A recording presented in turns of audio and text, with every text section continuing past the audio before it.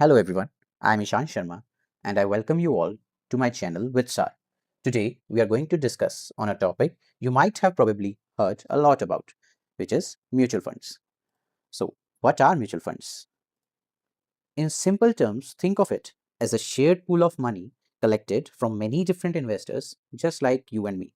Now this money, it isn't sitting idle because it is actively managed by a professional expert who is called as a fund manager.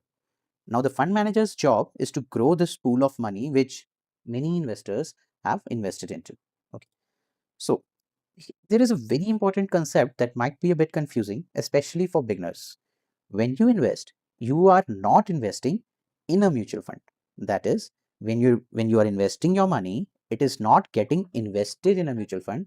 Rather, it is getting invested through a mutual fund.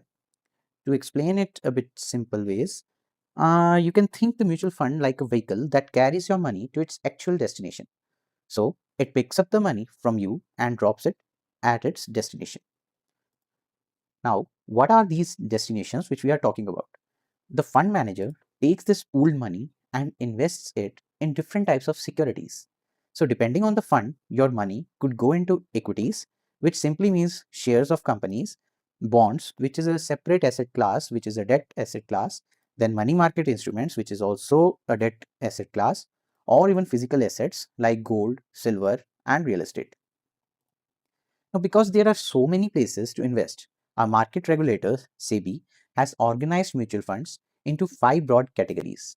These categories are equity schemes, which have minimum of 65% investment in equity.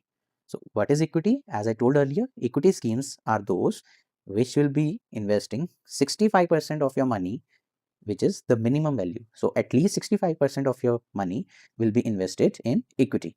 Then there are debt schemes where your money is invested in the fixed income sources. And then comes the hybrid schemes, which is a mix of both equity and debt. Then comes solution oriented schemes. So these are like the retirement fund where we have 5-year lock-in, children's fund, which again has a 5-year lock-in, and the rest of them comes under the other schemes such as the funds of funds, the index funds, and foreign funds.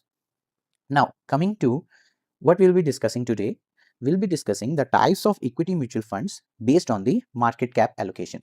Now, market cap, what is a market cap? Market cap is just a financial term for how big a company is. Here we have three main types of mutual funds. One is the large cap, another is mid cap, and the third one is the small cap. So in the large cap funds, by rule, the funds will be put 80% minimum in the top 100 stocks by market capital. What this means is that we have a list of companies, okay, and the list is in a descending order for the market capital. So the company with the highest market capital will be at the top of the list. So the top 100 companies which are there in this list, so the large cap fund, what it will do is it will invest the 80% of the money in these companies. Okay. Now, as these companies are massive and established businesses, the risk here is very low compared to the other equity funds. Now, equity as in itself is not a very less risky investment, correct? But in equity, the least risk is in the large cap funds because the companies have a huge market cap, they are established businesses, and they will not get bankrupt or they will be just closed while you wake up another day.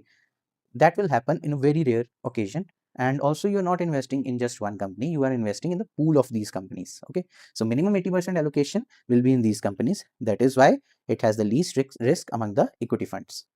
Then the next one is the mid cap funds. What are the mid cap funds? In these funds, your money is allocated to the companies which are ranking from 101 to 250 by market cap. Okay. And in this case also, minimum 65% of your money should be invested in these companies. There can be more than 65, but at least 65% should be invested in these companies which rank from 101 to 250 in by the market cap. Now, these mid-sized companies has a chance that they may grow and turn up into a large cap company. For example, if the companies are from at the position of 101 to 120, they can easily move up and become the top 100 companies by market cap, correct? But there is also a chance that the companies which are at the lower ranks from 230 to 250, they may also go down further to the small cap values. So these mid-sized companies have a chance of higher growth, plus they also carry a higher risk than the large cap companies. So these are the mid cap funds. The third fund is the small cap fund. These funds invest 65% in companies ranked from the 251st position. So the first company where they can invest is the one at the rank of 251. Okay. Here also minimum investment is 65%, that they should invest 65% in a small cap company. Then only they will be considered as a small cap fund. Okay. There can be a lot of companies they are investing in. So in small cap funds, what generally the fund managers do, they take bulk of companies, so that the companies in which they are investing in, there shouldn't be much percentage into one company, so that because the companies are more riskier here, right? Because these are emerging companies, the business is not yet very established like the large cap companies. So these are smaller emerging companies, they give you the highest return potential. Why? Because there can be companies with 50 crore, 100 crore and all these market cap, and they have a potential to grow a lot. The 100 crore company can become 200 crore company, so your return will be doubled. But that is not the case in large cap. A company already with 1,000 crore of market cap, it can't double to 2,000, right? So your money doesn't increase that much, but the risk is also less in those. So here the return is there, but the risk is also high.